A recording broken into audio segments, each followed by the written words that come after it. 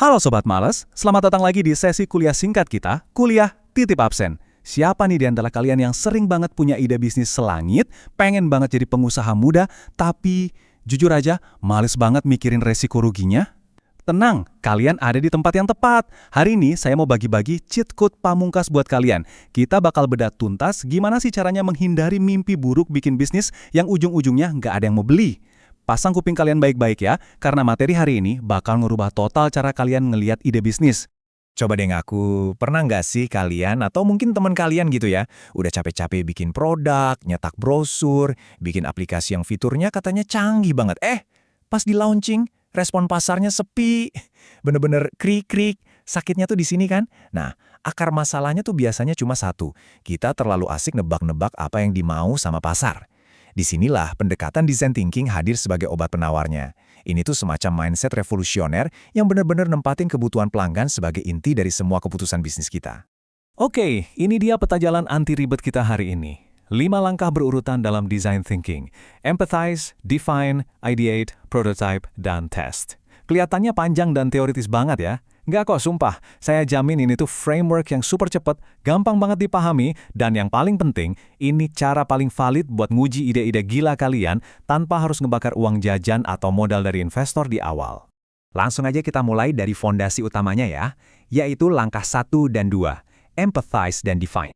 Di fase empathize ini, kita tuh harus buang jauh-jauh deh ego kita sebagai pencipta produk. Berhenti berasumsi, kita harus mulai benar-benar masang telinga buat dengerin calon pelanggan kita. Jadi gini, empathize itu bukan sekedar nyebar kuesioner terus nanya, kamu maunya apa? Bukan gitu konsepnya. Ini tentang gimana kita benar-benar nempatin diri kita di posisi pelanggan.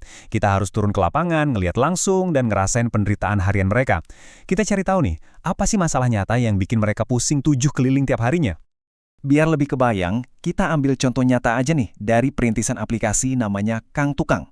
Waktu tim Kang Tukang lakuin fase empathize lewat wawancara langsung, mereka nemuin beberapa pain points atau keluhan asli dari warga perkotaan. Apa aja tuh?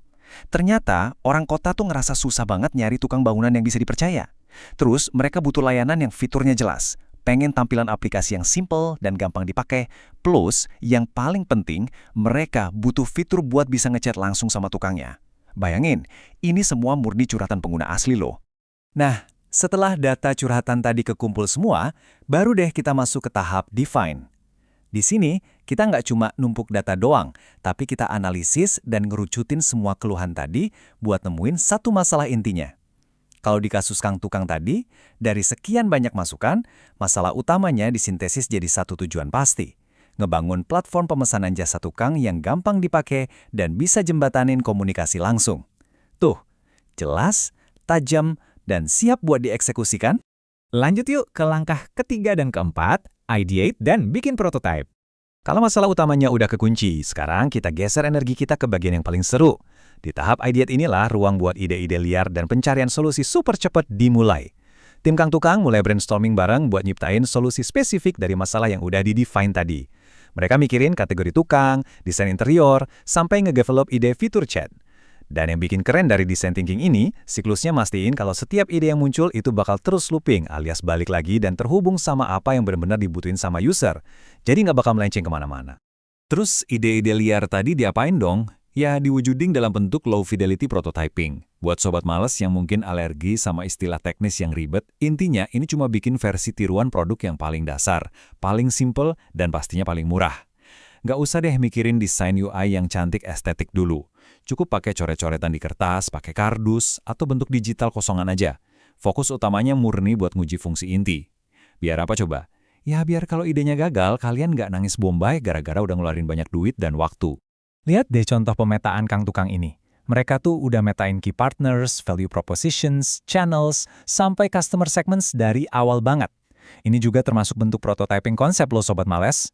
Dengan metain fitur dan alur bisnis seawal mungkin kayak gini, tim bisa mastiin kalau konsep mereka itu solid dan beneran nyosain masalah sebelum repot-repot bayar mahal programmer buat nulis kode aplikasi yang pusingin itu. Dan akhirnya, kita sampai juga di tahap final. Langkah kelima, tes dan dapetin feedback. Di tahap ini, kita bakal ngelempar prototipe kasar kita tadi ke calon pelanggan beneran, buat ngeliat apakah ide kita bisa bertahan dari kerasnya kenyataan. Biar ngetesnya efektif, inget-inget nih prinsip rapid fire testing. Pertama, transparansi. Kalian harus bermental baja dan super terbuka menerima kritikan. Kedua, kecepatan respons. Kalau dapat masukan, usahain langsung update secepat kilat. Ketiga, validasi data. Ingat, bukti nyata di lapangan itu jauh lebih berharga daripada opini pribadi kalian yang ngerasa idenya udah sempurna. Dan terakhir, fokus pada user value. Pastiin setiap perubahan yang kalian bikin itu ngasih manfaat nyata buat pelanggan. Fase tes ini emang tempatnya asumsi-asumsi pribadi kita dihancurkan demi nyelamatin masa depan bisnis. Terus, gimana dong kalau hasil tesnya berantakan? Ya santai aja, disitulah kehebatan design thinking. Kalian cukup muter balik aja, looping ke tahap empathize atau define bawa insight baru, tanpa harus bangkrut. Tapi nih, kalau feedbacknya positif dan dapat lampu hijau dari pengguna, wah mantap, itu artinya ide bisnis kalian udah tervalidasi dan siap banget buat digas ke pasar sungguhan. Oke, sekarang waktunya quiz case study buat nguji pemahaman kalian nih. Wah, udah di penghujung materi nih. Tapi, jangan kabur dulu. Biar absen kalian hari ini valid dan beneran dapat nilai, saya punya tantangan seru buat sobat malas semua. Bayangin skenario ini. Kalian baru aja kelar bikin paper prototype kasar buat aplikasi baru. Tapi, pas diuji ke calon pengguna, mereka semua totali kebingungan setengah mati waktu mau mencet tombol navigasinya. Nah, pertanyaannya, berdasarkan konsep iterasi the design thinking tadi, ke langkah manakah kalian harus muter balik pertama kali buat ngeberesin masalah navigasi ini? Dan apa alasan logisnya? Yuk, jangan biarin otak kalian malas mikir hari ini. Langsung tulis jawaban tercergas kalian di kolom komentar sekarang juga. Buktiin kalau kalian emang punya insting pebisnis sejati yang siap naklukin pasar. Makasih banget udah gabung di sesi kuliah singkat kita hari ini. Teruslah beriterasi, jangan pernah takut gagal, dan sampai jumpa di materi seru berikutnya.